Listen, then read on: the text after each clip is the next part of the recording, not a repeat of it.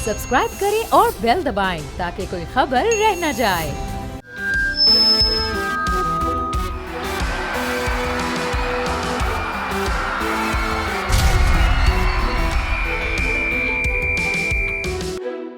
Programme बोल जमहूर के साथ मैं हूं खुर्रम गुलजार। आज हम बात करेंगे अपने प्रोग्राम में शहर में होने वाले सबसे हौलनाक हादसे की। ये वो हादसा जो कि एम ए जिन्ना रोड पर वाक़े गुल प्लाज़ा की इमारत में पेश आया। हफ्ते का दिन रात 10:20 पर दुकान से आग के शोले बुलंद हुए, जिसने देखते ही देखते इस पूरे गुल प्लाज़ा को अपनी लपेट में ले लिया। आग इतनी शदीद थी कि शहर भर की फायर ब्रिगेडें यहाँ तलब की गई, एमरजेंसी नाफिज की गई, आग को तीसरे दर्जे की करार दे दिया गया। लेकिन आग ने 3 दिन तक इस इमारत को ना छोड़ा। फायर ब्रिगेड, रेस्क्यू 112 और दीगर इदारे कोशिशें करते रहे कि किसी तरह से आग पर काबू पाया जा सके, लेकिन आग थी कि थमने का नाम नहीं ले रही थी। इस इमारत को आप देख सकते हैं, ये जो मलबे का ढेर है ये गुल प्लाज़ा का 7 इमारत का ही हिस्सा है, जो कि आतिशज़दगी के बाइस ज़मीन बोस हुआ। और जो लोग अंदर थे, इब्तदाई तौर पे तो ये बताया गया कि कुछ लोगों को निकाल लिया गया, लेकिन जब फहरिस्तें सामने आई सिंध गवर्नमेंट की जानिब से शनाख्त डेस्क कायम की गई और फिर जब लापता और गुमशुदा होने वाले अफराद की फहरिस्त बनी तो वो 88 तक जा पहुंची। लाशें मिलने का सिलसिला शुरू हुआ। इब्तदाई तौर पे 6 लाशें ऐसी निकली जो शनाख्त के काबिल थी और जो कि दम घुटने के बाइस उनकी मौत वाक़ई हुई थी। लेकिन उसके बाद जब रेस्क्यू 112 ने ऑपरेशन शुरू किया, इस फायर ब्रिगेड यहाँ के जो रज़ाकार थे वो यहाँ पर आए। Urban rescue and search team ने यहाँ पे ऑपरेशन शुरू किया, क्योंकि काफ़ी तादाद में लोगों के लापता होने का इंकशाफ हुआ। क्योंकि जब इमारत में लोग थे और आग लगी तो यहाँ से निकलना उनके लिए इंतहाई मुश्किल हो गया था। देखते ही देखते आग ने चारों तरफ से रास्ते बंद कर दिए। धुएं के बादल थे और लोग अंदर ही महसूर होकर रह गए। शॉपिंग करने वाले, ख़रीदारी करने वाले, शादी की शॉपिंगें करने वाले, ख़रीदारी करने वाले, शादी की तैयारियां करने वाले लोग यहाँ पर महसूर होकर रह गए, जबकि वो दुकानदार भी बाहर ना आ सके जो यहाँ पर सालों से अपना कारोबार कर रहे थे। अब सिलसिला यहाँ पहुँचा है कि शनाख्त की जा रही है वो डेड बॉडीज़ की जो यहाँ से निकाली जा रही हैं। डेड बॉडीज़ का हाल इस तरह से है कि वो इंतहाई मस्त हो चुकी हैं, बोसीदा हालत में है। तो कुछ यहाँ पे लोग भी हैं, उनसे भी बात करेंगे। इस सारे वाक़े का आपको पूरा अहवाल अपने इस प्रोग्राम में आज हम आपको बताएंगे। तो चलते हैं आगे की जानिब और लोगों से भी बात करते हैं, दुकानदारों से भी बात करते हैं, जो मुतासिरीन हैं उनसे भी बात करेंगे, उनकी भी गुफ्तगू सुनवाएंगे और बताएंगे कि सारा वाक़या हुआ क्या था। आगे चलते हैं। तो अब हम आपको बताएंगे कि अपने प्रोग्राम में कि आग किस तरह लगी। कुछ ऐनी शाहिदीन को भी ढूंढने की कोशिश की हमने। एक भाई हमारे साथ मौजूद हैं, इनकी बेसमेंट में दुकान थी, आपकी गारमेंट्स की दुकान थी, लेडीज़ सूट्स की दुकान थी। आग लगी, हफ्ते का दिन था, रात 10:20 का लगभग वक्त तो था, स्टार्ट हो गई थी। आपको क्या पता चला? क्या आपने क्या नॉर्मली लिया कि आग तो लगती रहती हैं? तो जी ऐसा होता तो आपको बताऊं, जैसे अनाउंसमेंट हो गई कि क्लोजिंग टाइम, नीचे बेसमेंट में अनाउंसमेंट होती थी कि 10 बजे जो है वो बंद हो जाएगी दुकान ना। तो फिर शोर शराबा शुरू हो गया। हम अपनी जैसे बेसमेंट से रास्ता था ग्राउंड पे जाने का, सीढ़ियाँ चढ़ कर गए तो शोले उठ रहे हैं और बिल्कुल काफ़ी धुआं था और लोग अफरा तफरी के आलम में थे, भाग रहे थे। तो हम भी जब नीचे उतरे हैं तो वो चीज़ें देखने के बाद हमने ना अपना कैश उठाया, ना कोई अपनी चीज़ें, हत्ता कि जैकेट तक भी जो है ना वो उठाने का टाइम नहीं मिला हमें। 5 मिनट के अंदर हमें निकले और देखा कि बेसमेंट में भी धुआं जो है ना भर रहा था। तो फ़ौरन स्टाफ के साथ मैंने कहा कि बस लॉक करो और निकलो ना, कोई चीज़ निकालने की जो है ना लालच नहीं की हमने। तो इसीलिए अल्हम्दुलिल्लाह जो है ना हयात भी हैं। अब इतनी तेज़ी से 10 से 15 मिनट के अंदर पूरे ग्राउंड के अंदर आग फैल गई थी। जी ग्राउंड पे कितने मुलाजमीन आपके पास थे और आपकी दुकान में कस्टमर मौजूद थे जब ये हादसा हुआ? नहीं, हमारे बेसमेंट में तो क्लोजिंग टाइम 10 बजे बंद हो जाता है और अल्लाह का करना बेहतरी भी यही थी कि 10 बजे के वक्त हुआ, वरना तो यहाँ पर सैकड़ों हज़ारों लोग होते हैं। अगर ये हादसा अल्लाह ना करे 7 बजे या 5 बजे होता तो क्राउड ही कुछ और होता। अल्लाह का करम है कि 10 बजे ये हुआ है जो क्लोजिंग टाइम था। 20% 10% क्राउड जो था वो रह गया था और 80% जो था और सब ये दुकानदार, सेल्समैन और सब ये ऑनर वो सब थे जो ज़्यादातर जो जिनकी अमवात हुई है, जो शहीद हुए हैं। लोग क्यों नहीं निकले? आप तो निकल गए, लोग क्यों नहीं निकले वहाँ से? बताऊँ, बेसमेंट में जो है वो हम निकलने का हमें वक्त मिल गया, क्योंकि बेसमेंट में अनाउंसमेंट वैसे भी क्लोजिंग टाइम था। उसके बाद ग्राउंड की जो आग की शिद्दत और जितनी तेज़ी से फैली है तो सारे रास्ते ब्लॉक हो गए वो ग्राउंड के। तो इस वजह से फ़र्स्ट वालों को और सेकंड वाले जो हैं बेचारे फंस गए थे, वो कहीं से भी नहीं। पीछे बैक साइड पे जो मस्जिद शहीद हुई है, यहाँ के वहाँ से उतर सकें कुछ लोग और क्रेन के ज़रिए निकाले गए, तो टाइमिंग उनको नहीं मिली। मुझे मुश्किल से 5 से 10 मिनट, 5 मिनट कह लें कि मैं बाहर निकल सका हूँ। अपने लड़कों के साथ एक ताला लगाया हमने, अपनी चीज़ें भी नहीं निकाल सके, कैश नहीं लिया। लाखों रुपए का हमारा जो सामान था, लेडीज सूट्स हमारे थे, लाखों के अरबों के सामान यहाँ रखा हुआ था, कोई कुछ नहीं कर पाया, सब तबाह हो गए। निकलने में क्यों देर करी? चलो धुआं था तो धुआं एकदम तो नहीं आया होगा ना, लोगों ने क्या लापरवाही की, क्या समझते हैं? देखिए नॉर्मली आग लगती है, लोग कहते हैं कि ठीक है यार 2-4 दुकानों में लगती है, बुझ जाती है, तो वो अपना शायद समेट रहे हो या क्या ऐसा? टाइम नहीं मिला। कौन चाहेगा कि अपनी जान बर्बाद करे, माल बर्बाद करे? मुश्किल से मैं बता रहा हूँ, सिर्फ मैं एक सीढ़ी से नीचे उतरा हूँ ग्राउंड की, और मुझे देखा कि इतना धुआं बेसमेंट में भी भर रहा है। तो इंसान अपनी जान बचाना ज़्यादा जो है वो चाहेगा कि जान बचा ले, कि अपनी चीज़ें वो ले, या कोई भी XYZ। तो लोगों के लाखों रुपए जो है वो बर्बाद हो चुके हैं। आप सपोर्ट करें जो ऑनलाइन काम कर रहे हैं। यहाँ पर जितने लोग गुल प्लाजा के जो वर्कर्स हैं, जो सेल्समैन हैं, जो ऑनलाइन काम कर रहे हैं, क्योंकि पूरे साल आपको पता है हालात क्या है जी, पूरे साल जो है वो मंदी, आपको पता है कि पूरे सिर्फ एक्सपेंसेस जो हैं वो कवर कर रहे होते हैं। सिर्फ 2 महीने काम के होते हैं, जिसमें उसको कवर भी करना होता है। 2 पैसे कमाने की लालच हर दुकानदार को, हर कारोबारी को, हर सेल्समैन को होती है, और जिनकी शॉप्स हैं उनको। तो प्लीज़ जो है वो जो ऑनलाइन काम कर रहे हैं उनको सपोर्ट करें, सही है, और अपना ख्याल रखें, दुआ में ख़ास याद रखें। अच्छा, गवर्नमेंट की जानिब से क्या आपको कोई कंपनसेशन देने की बात हुई है, कोई यकीन दहानी कराई गई है कि इतना बड़ा जो नुकसान हुआ है? यहाँ दुकान देंगे आपको, क्या किस तरह से फैसिलिटेट करेंगे सारी चीज़ें? सिर्फ हमारे जो कवाइफ हैं, नाम, शनाख्ती कार्ड नंबर, शॉप नंबर, और ये सारी डिटेल्स हमसे ले रहे हैं ID कार्ड की कॉपी के ज़रिए। अब हमें नहीं पता कि आगे हमारे साथ क्या होता है, आपको ख़ुद पता है कि क्या हाल है। आपने गुफ्तगू सुनी किस तरह से इस आग ने कुछ ही लम्हे में इस पूरी इमारत को लपेट में लिया। आग लगने के बाद जो सूरत हाल थी कि लोग यहाँ पर आ रहे थे, रेस्क्यू कामला यहाँ मौजूद था, और अब भी 6 से 7-8 रोज़ गुजर चुके हैं, और आग का जो सिलसिला है, रेस्क्यू ऑपरेशन का जो सिलसिला है वो जारी है। यहाँ से मलबा हटाया जा रहा है, जो कि पाक कॉलोनी में वाक़ गोदाम में मुंतकिल किया जा रहा है, जो कि बड़ी कड़ी निगरानी में, जिसमें मार्केट यूनियन एसोसिएशन के कुछ लोग भी शामिल हैं। इसी तरह पुलिस की भारी नफरी भी तैनात की गई है, क्योंकि ये वो जगह है जहाँ लोगों के एहसासात हैं, लोगों के जज्बात थे, उनका माल था, उनका कैश था, क्या कुछ यहाँ पर नहीं था, वो सब राख का ढेर बन गया। अब उसको समेटा जा रहा है, डंपरों की मदद से यहाँ से मलबा हटाया जा रहा है, और रेस्क्यू का जो अमल है वो आगे की जानिब बढ़ता चला जा रहा है। इस दौरान हमने देखा कि लोगों ने यहाँ पे जो आए, पब्लिक यहाँ पे आ रही थी, कुछ दुकानदार लाजिमत है, हज़ारों के तादाद में दुकानदार थे, 1200 के करीब दुकानें यहाँ पर थीं। फिर जो लोग यहाँ शॉपिंग करने आए थे वो हैं, दुकान के मालकान हैं, उन यहाँ पे काम करने वाले वर्कर्स थे, उनके अहल खाना यहाँ पहुँचने शुरू हुए। तो एक मौक की शक्ल में यहाँ पे सूरत हाल बन गई थी। लोग मुश्तइल थे, अंदर आना चाह रहे थे, तो यहाँ कुछ रेस्क्यू एहलकार भी थे जिन्होंने सारे मौक को संभाला। आप यहाँ पे ड्यूटी कर रहे हैं, लोगों को किस तरह से कवर कर रहे थे? लोग यहाँ पे आ रहे थे क्योंकि ऑपरेशन के दौरान, रेस्क्यू ऑपरेशन के दौरान पब्लिक आती है, उसको फेस करना, उसको संभालना। फेस क्या करना, संभालना यही है कि बस लोगों को कंट्रोल करना है। हर परेशानी मसले मसाइल में आ रहे हैं, उनके साथ हमने खड़ा होना है, उनके दुख हमें तकलीफ़ एहसास है, बस यही कर सकते हैं उनके साथ। हम क्या कर सकते हैं? उनको पब्लिक बहुत ज़्यादा आ रही थी, तो काफ़ी मुश्किलात आप देख रहे होंगे। मुश्किलात तो थी काफ़ी सारी, लेकिन ये है कि हमने ही हैंडल करना है। हम हैंडल नहीं करेंगे तो बाहर से तो कोई नहीं आएगा, फोर्सेस ही करेंगी। रेस्क्यू इदारे अपने काम करें, हमारा जो काम हम रोड पर कर रहे हैं अपना काम। सिक्योरिटी पर मामूर जो जवान थे, उन्होंने अपना जो खिदमतें वो यहाँ पेश की, और लोगों का जो मौक़ था वो गम और गुस्से में भी था, उनको संभाला, उनको कंट्रोल किया। तो ये सूरत हाल यहाँ की है। मज़ीद हम आगे की जानिब चलते हैं और कुछ लोगों से भी बात करते हैं। आपको आइनी शाहिद की गुफ्तगू सुनाई, उन्होंने बताया किस तरह से आग लगी थी।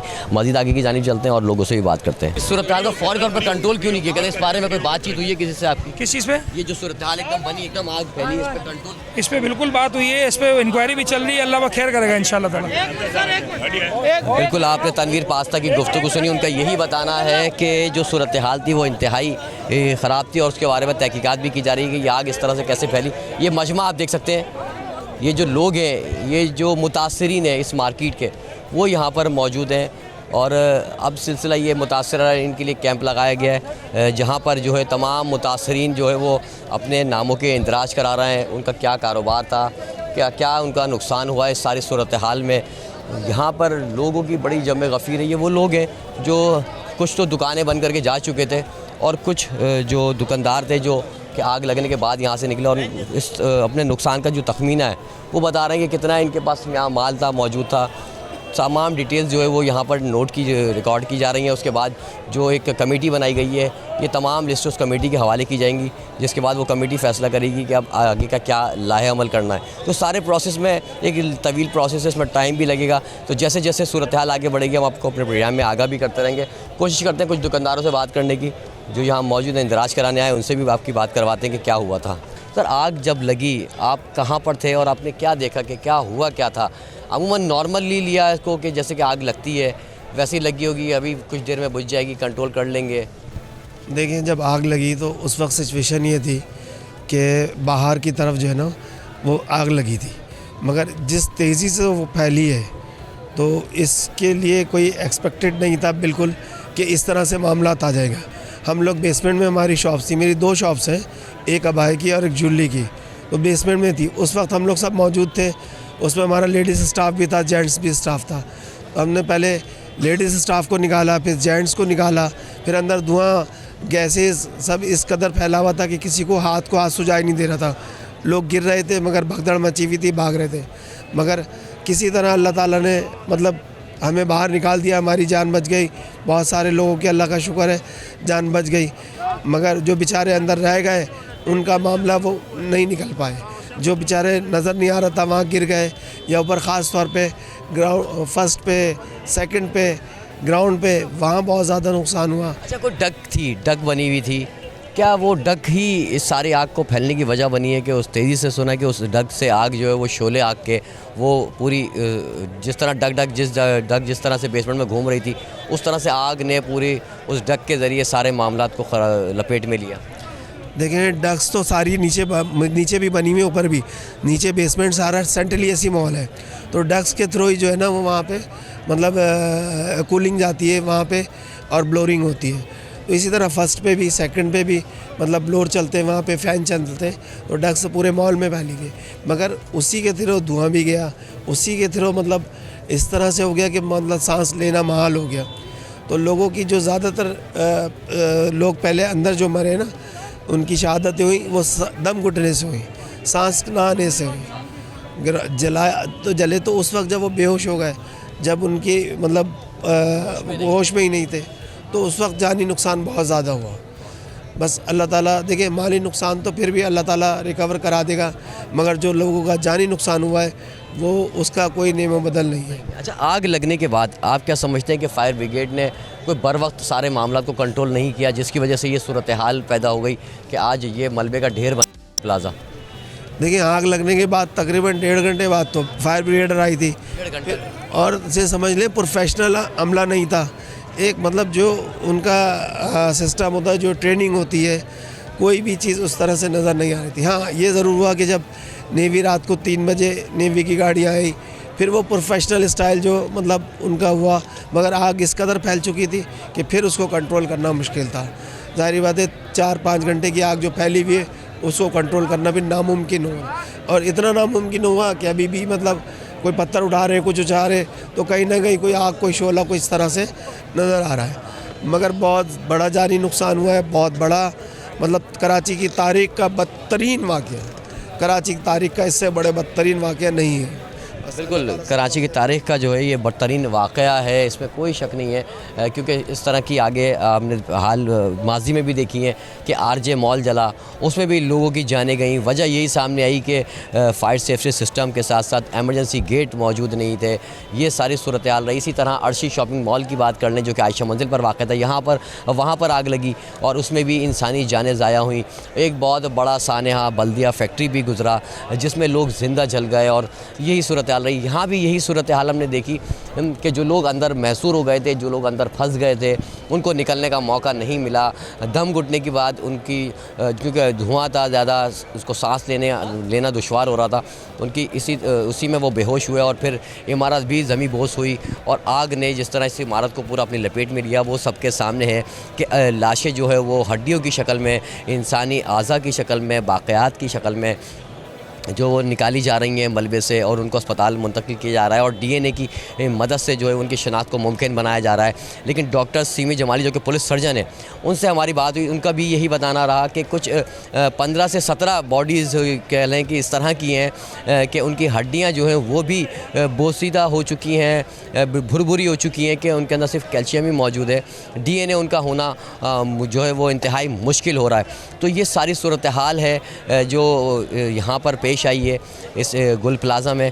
मज़ीद आगे की जानिब चलते हैं, रेस्क्यू एहलकारों को भी ढूंढने की कोशिश करते हैं और उनसे भी बात करने की कोशिश करते हैं कि सारा वाक़या किस तरह से पेश आया था। ये देखें गुल प्लाज़ा का ये दरमियानी हिस्सा है, आप देख सकते हैं यहाँ पे तमाम दुकानें जो है वो बिल्कुल ख़त्म हो चुकी हैं, बिल्कुल आग ने इनको झुलसा दिया है, तबाह हो चुकी हैं। मुतादिद दुकानें यहाँ मौजूद थी जिसमें जो है वो क्रॉकरी का सामान था, परफ्यूम्स थे, बैग्स की दुकानें थीं, बच्चों के छोटे गारमेंट्स के कपड़े थे, इसी तरह से लेडीज़ गारमेंट था। साथ ही आप देख सकते हैं एक स्नारकल अब भी यहाँ पे लगी हुई है।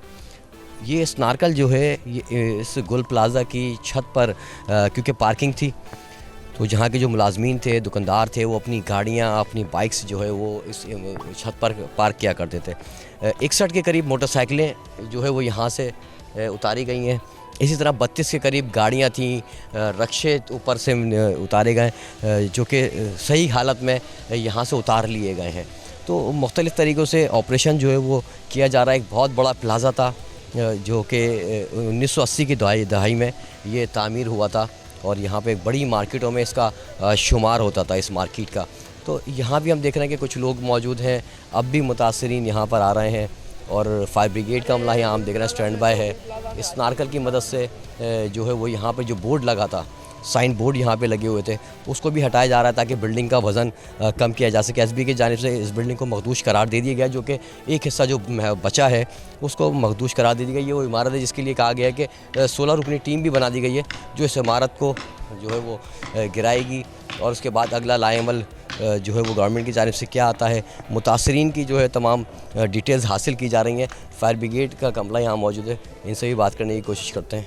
बिल्कुल फायर ब्रिगेड का अमला यहाँ स्टैंड बाय मौजूद है किसी भी नाखुशगवार वाक़े से या किसी भी हंगामी सूरत से निपटने के लिए, क्योंकि वक्तन फ़वक्तन आग के शोले बुलंद हो रहे थे। लेकिन हम ये देख रहे हैं कि स्नारकल भी मौजूद है, फायर ब्रिगेड की गाड़ियाँ मौजूद है, फायर ब्रिगेड का अमला मौजूद है। सर, ऑपरेशन तकरीबन आखिरी मराहिल में है, अब जो है वो छत से कितनी गाड़ियाँ ली गई हैं, कैसे उनको उतारा गया? ये क्रेन की मदद से तकरीबन 32 कारें और रिक्शे वगैरह थे और तकरीबन 60-65 बाइकें थीं जिनको क्रेन की मदद से उतार लिया गया। उस साइड से जनरेटर उतारे गए हैं, 4 जनरेटर उतार लिए गए थे, 2 जनरेटर अभी बाकी हैं, उनको भी उतारा जा रहा है। एक चिलर प्लांट रखा हुआ है, उसको भी उतार लिया गया। ये सब क्रेन की मदद से उतार लिए गए। असल में लोड इसी गया था बिल्डिंग पे। अभी आप स्टैंड बाय यहाँ मौजूद हैं, कोई भी जैसे कि रेस्क्यू ऑपरेशन चल रहा है, मलबा उठाने का काम चल रहा है, तो आग के शोले कहीं ना कहीं से वक्तन फ़वक्तन बुलंद होते हैं, तो उसको कंट्रोल किए करते हैं फौरी तौर पर? जी, अगर कहीं महसूस होता है ऐसी कोई चिंगारी बाकी रह गई है तो फिर वो फौरी तौर पे गाड़ियाँ यहाँ मौजूद हैं, अमला फ़ौरन उसको बुझाता है। तो ये प्रोसेस जब तक ये बिल्डिंग का काम चल रहा है, सर्चिंग का काम चल रहा है, ये गाड़ियाँ यहाँ स्टैंड बाई रहेंगी ना। बिल्कुल, आपने गुफ्तगू सुनी, फायर ब्रिगेड के इस वक्त के शिफ्ट इंचार्ज हैं, इन्होंने बताया कि गाड़ियाँ भी उतार ली गई हैं, बाइक्स भी उतार ली गई, कुछ चीज़ें रह गई हैं उसको भी उतार लिया जाएगा। साथ ही शहर भर की बात करें तो 29 फायर स्टेशन हैं, इसी तरह से 43 के करीब फायर टेंडर हैं जो कि शहर भर के लिए नाकाफ़ी बताए जाते हैं, क्योंकि 3 करोड़ से ज़ायद आबादी वाला ये शहर है जहाँ पर फायर ब्रिगेड का जो अमला है, जो फायर स्टेशन हैं, ये इंतहाई नाकाफ़ी बताए जाते हैं। और ये भी सब चीज़ सामने आई है कि जिस तरह से शहर में आग लगती है, गाड़ियाँ यहाँ पे तलब की जाती हैं, फ़ौरी तौर पर रेस्क्यू किया जाता है। कुछ ज़राए ये बता रहे हैं, कुछ लोगों का भी ये कहना है कि इंतहाई जो फौदान रहा वो इस चीज़ का रहा कि कोई हिकमत अमली नहीं बनाई गई इतनी बड़ी आग को कंट्रोल करने के लिए, जिसकी वजह यही सामने आई कि इस बिल्डिंग जो है, ये इमारत जो है, ये मशहूर मारूफ गुल प्लाज़ा जो है वो मलबे का ढेर बन गया है। अब तक के लिए इतना ही।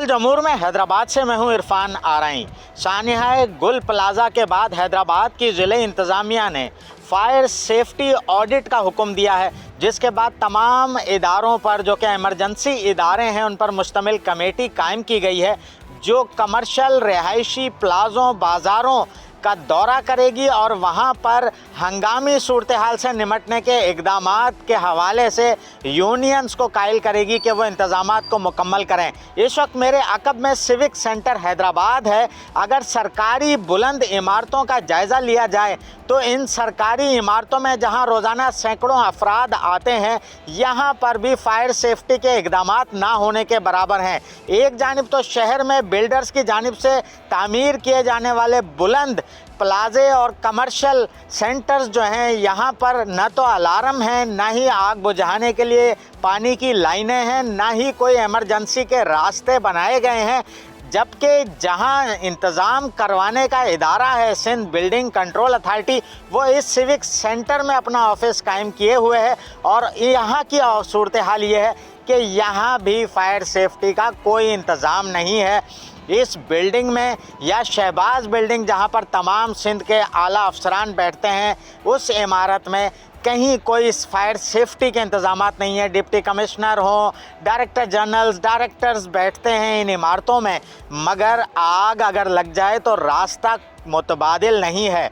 ना तो यहाँ आने वाले साइलिन कहीं भाग सकेंगे, ना ही अफसरान और अमला कहीं निकल सकेगा। तो सूरत हाल कुछ इस किस्म की है कि एक जानिब तो शहर के मसरूफ़ तरीन बाज़ार जहां गुंजान आबादी में है और गुंजान आबादी में होने के बावजूद, नुकसानात उठाने के बावजूद ताजिर बरादरी आग से निमटने के इब्तदाई इक़दामात नहीं रखती। फायर सिलेंडर्स नहीं है उनके पास, चीज़ें नहीं है कि आग को फौरी तौर पर वो बुझा सकें। वहीं पर बुलंदो बाला जो प्लाजे हैं, कमर्शियल सेंटर्स हैं और सरकारी इमारतें हैं, यहाँ पर भी फायर सेफ्टी का कोई इंतज़ाम नहीं है। सूरत हाल बहुत ख़राब है। ऑडिट होने जा रहा है। ऑडिट में फ़िलहाल यूनियंस को लेटर्स दिए जा रहे हैं कि आप अपने प्लाज़ों में इंतज़ाम करें, मगर सिंध बिल्डिंग कंट्रोल अथॉरिटी जिसकी ज़िम्मेदारी है कि तामीर से कबल इन तमाम चीज़ों का जायज़ा लेना है, उसके बाद तामीर होने के बाद भी सब चीज़ों को देखना है कि कहीं पर हंगामी रास्ते बंद तो नहीं हो गए। आया बिल्डर्स ने जो तामीरात की हैं उसमें आग बुझाने का निज़ाम प्रॉपर है, अलार्म लगे हैं नहीं लगे हैं, कोई देखने और पूछने वाला नहीं है। सूरत हाल ख़राब है। ज़िले इंतज़ामिया को होश आया है, कब तक होश आता है, फिर किसी नए सानहे के बाद ये सूरत हाल कहाँ पहुँचती है। फ़िलहाल फायर ब्रिगेड की हालत ख़राब है। इमारतें तमाम की तमाम आग लगने की सूरत में गैर महफूज हैं और यही सूरत हाल शहर में है, जिस पर जो सिविल डिफेंस है बहुत अरसे के बाद उस पर तवज्जो देने की कोशिश की जा रही है, मगर सिविल डिफेंस के इदारे में भी सिर्फ 2 अफसरान हैं और उनके पास कोई ना तो ट्रेनर्स हैं, ना गाड़ियां हैं, ना वो ये चेक कर सकते हैं कि कहीं आग बुझाने के इंतज़ामात कैसे हैं। मगर जिन सरकारी इदारों की ज़िम्मेदारी है उनमें सरे फहरिस्त हैं सिंध बिल्डिंग कंट्रोल अथॉरिटी, और उनकी लापरवाही की वजह से आए दिन होने वाले हादसात में कीमती इंसानी ज़िंदगियाँ ज़ाया होती हैं, मगर कोई पुरसाने हाल नहीं होता और फिर एक सानिया जन्म लेता है और सानिया के बाद फिर एक रिपोर्ट दी जाती है कि ऑडिट होगा, इंक्वायरी होगी और मामला वहीं पड़ा रह जाता है। किसी प्लाज़ा में चलते हैं और वहाँ के मकीनों से जानते हैं कि वो मुतमईन हैं, वहाँ खौफ है उनमें या नहीं है। आए चलते हैं और आपको दिखाते हैं।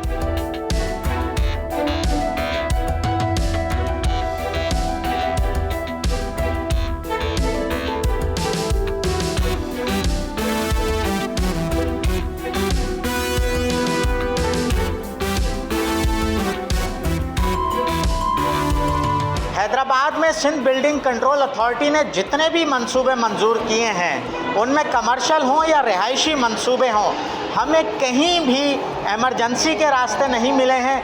न ही ऐसा निज़ाम है कि बिजली की फ़िटिंग बहुत अच्छी हुई हो, अच्छा तार इस्तेमाल किया गया हो, न ही हमें नज़र आता है कि आग बुझाने के आलात का कोई निज़ाम हो, पानी की लाइनें हो। अगर मैं आपको दिखाऊं तो एक प्लाज़ा में मैं इस वक्त मौजूद हूं। इस प्लाज़ा की मजमूई सूरत हाल आप देखेंगे, बिजली के तारों के गुच्छे उलझे हुए हैं और ये तार इस तरह एक दूसरे में है कि कहीं भी अगर स्पार्क हो तो आग लगने का ख़तरा है। और यहाँ तक के जो सूरत हाल है प्लाज़ा में, कहीं से भी रास्ता नहीं है, सिर्फ एक रास्ता है और वो भी सीढ़ियाँ हैं। इस प्लाज़ा में 20 से ज़ायद फ्लैट हैं जिनमें सिर्फ एक ये रास्ता है जो कि 4 फुट की सीढ़ी दी गई है, और ये सीढ़ी अगर खुदा न खास्ता कोई इमरजेंसी हो तो फिर शहरियों का निकलना मुमकिन नहीं है। यही सूरत हाल पूरे शहर के रिहायशी और कमर्शियल मंसूबों में है, जो कि बुलंद और बाला इमारतें जो शहरियों के लिए मसला बनी हुई हैं। बावजूद इसके कि शिकायत हैं, मगर कोई पुरसाने हाल नहीं। हमारे साथ इस प्लाज़ा के मकीन मौजूद हैं, एहसान साहब हैं। एहसान साहब, बताइएगा कि आपके प्लाज़ा में खुदा न खास्ता अगर आग लगती है, कोई अलार्म, कोई चीज़, कोई ऐसी चीज़ जिससे लोग निकल सकें, कुछ आपको यहाँ मिला है जब आपने ख़रीदा? बिस्मिल्लाहिर्रहमानिर्रहीम। जी नहीं, कुछ भी नहीं मिला। बिल्डर ने बिल्डिंग कंट्रोल अथॉरिटी के मिली भगत से हमारा बैक साइड से उसका इमरजेंसी एग्ज़िट था, वो उसको बेच दिया अब पीछे दुकान वालों को, ऊपर जो फर्स्ट फ्लोर पे दुकान है। और उसके बाद जो आपको मैंने ऊपर दिखाया था दरवाज़ा, जो मेन इसका एंट्रेंस है वो वहाँ से है, वो रास्ता भी उसने बेच दिया। और ये सारी कंडीशन जो है इस पूरे शहर की है। बिल्डिंग कंट्रोल अथॉरिटी बिल्डरों के साथ मिलके इस शहर के ऊपर अज़ाब बनी हुई है। पूरे शहर में मैं तो ये दावा करूँगा कि 100% किसी भी कमर्शियल और रिहायशी प्लाज़ा में कोई इमरजेंसी एग्ज़िट नहीं है, आग बुझाने के आलात नहीं हैं, ना ही कोई उनको पेशगी इतला के लिए आलात हैं। अब पानी की लाइनों का यहाँ सिस्टम है। हमारे यहाँ तो इस प्लाज़ा में 20 फ्लैट्स हैं। गैर कानूनी तौर पे 2 पेंट हाउस बनवाए बिल्डर ने। अब उस क्या किया है कि एक ही लाइन है पानी की जो तमाम फ्लैटों में जाती है। अब अगर खुदा न खास्ता आग लग जाए कहीं फर्स्ट फ्लोर पे या सेकंड पे या किसी भी फ्लोर पे, तो उसको बुझाने के लिए पानी का कोई इंतज़ाम ही नहीं है। और रह गई बात एग्ज़िट वाली, तो वो मैंने आपको दिखाया कि उस पर वाशरूम बनवा दिए 2 और किचन बनवा के वो दुकान है ऊपर जो बड़ी, उसको बेच दिया। अच्छा, 12 मंजिला इमारतें मंजूर हो रही हैं, हज़ारों ख़ानदान यानी कि हज़ारों अफराद उनमें रह रहे हैं, तो फिर ऐसी सूरत में ना फायर अलार्म है, ना आग बुझाने के आलात हैं। शहरी अपनी मदद आप कुछ कर रहे हैं? अपनी मदद आपके तहत भी शहरी क्या करेंगे जब आपके पास निकलने का एग्ज़िट का रास्ता ही नहीं है? एक रास्ता है। अब अगर इधर आग लग जाए खुदा न खास्ता, आप मुझे बताएं कि ये प्लाज़ा के जो मकीन है वो कहाँ से निकलेंगे? यहाँ से निकलेंगे, एक ही रास्ता है, और तो कोई रास्ता नहीं है। या तो फिर छतों से और अपने बालकोनी से छलांग लगाएं, इनके पास और कोई रास्ता नहीं है। फायर सेफ्टी ऑडिट का हुक्म दिया डिप्टी कमिश्नर ने, आपके यहाँ कोई ऑडिट हुई है आज तक? कुछ भी नहीं। ये हम उस वक्त जागते हैं जब सानियात हो जाते हैं। सानिया के बाद हुकूमत भी जागती है, इदारे भी जागते हैं। उसके बाद 2-3 दिन थोड़ी सी हलचल होती है, उसके बाद फिर मौत का सकूत तारी हो जाता है, कोई पूछने वाला नहीं है। और इस सारी बुराई की जड़ एक बिल्डर है, दूसरा बिल्डिंग कंट्रोल अथॉरिटी। ये मिली भगत है इनकी, करोड़ों अरबों रुपए खा रहे हैं और आवाम को ज़िंदगी और मौत के कश्मकश में बीच में छोड़ दिया इन्होंने।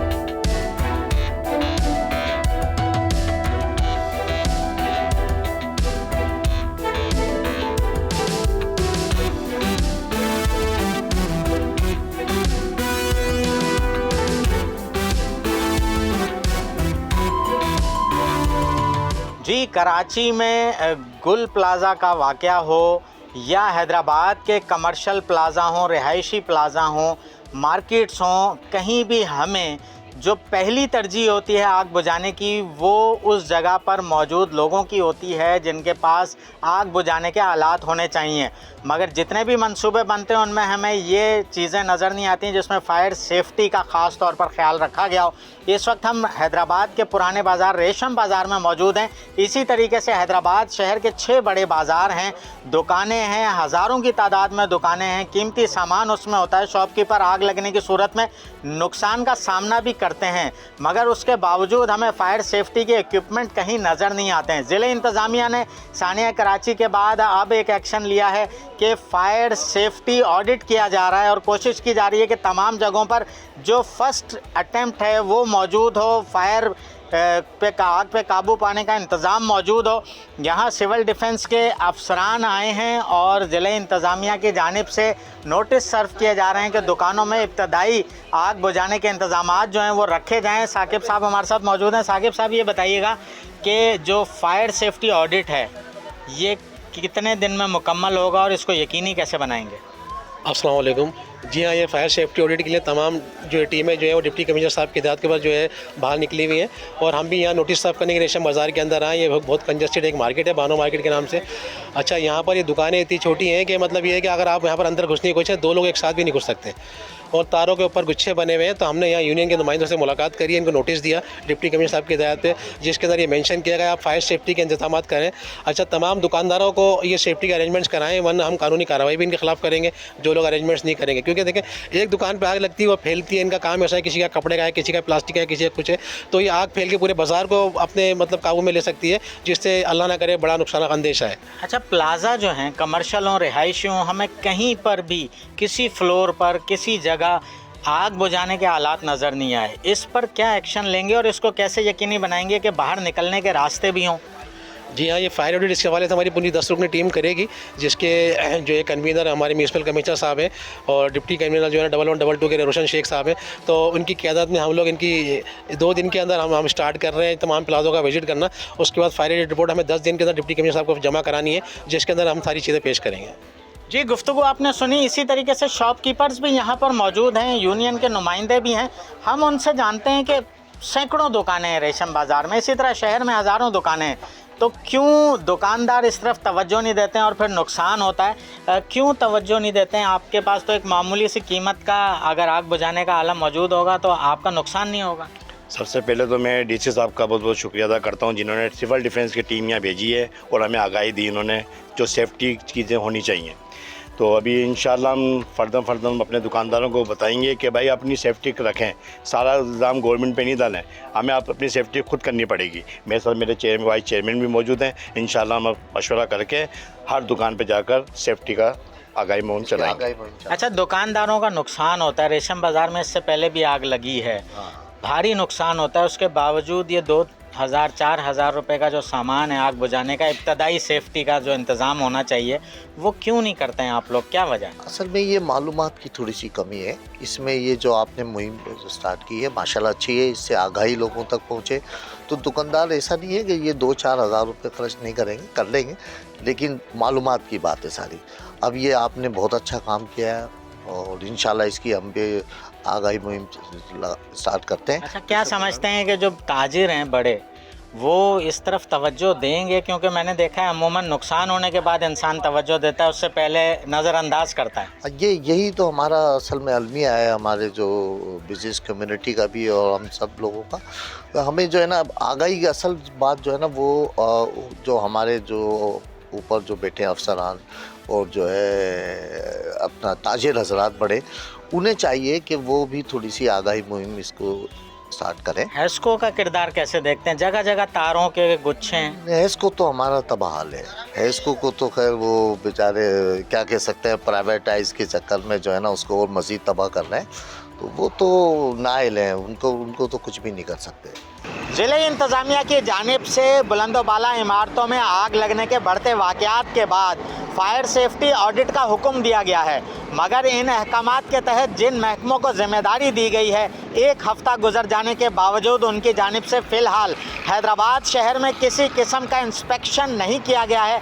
कमर्शियल और रिहायशी इमारतों में रहने वाले मकीन यकीनन खौफ में मुब्तला हैं, मगर जो बुलंद व बाला प्लाजे तामीर किए जा रहे हैं उनमें भी न तो हिफाजती रास्तों को देखा जा रहा है, ना ही उन इंतज़ामात को देखा जा रहा है जो हंगामी तौर पर आग लगने पर काबू पाने के लिए किए जा सकते हैं। तो ये सूरत हाल फ़िलहाल जूं की तूं है, और ये इमारतें हों या बाज़ार हों, आग लगने के वाक़यात को रोकने के लिए जो ज़िम्मेदारी सिंध बिल्डिंग कंट्रोल अथॉरिटी हो, म्यूनसिपल कॉरपोरेशन हो या ज़िले इंतज़ामिया हो, उन पर आयद होती है, फ़िलहाल हमें वो पूरी होती नज़र नहीं आ रही है। और मुस्तक़बिल करीब में अगर वाक़यात होते हैं तो यकीनी इंसानी ज़िंदगियों का ज़िया मुमकिन है। बोल जमूर से इतना ही, मुझे दीजिए इजाज़त, अल्लाह हाफ़िज़।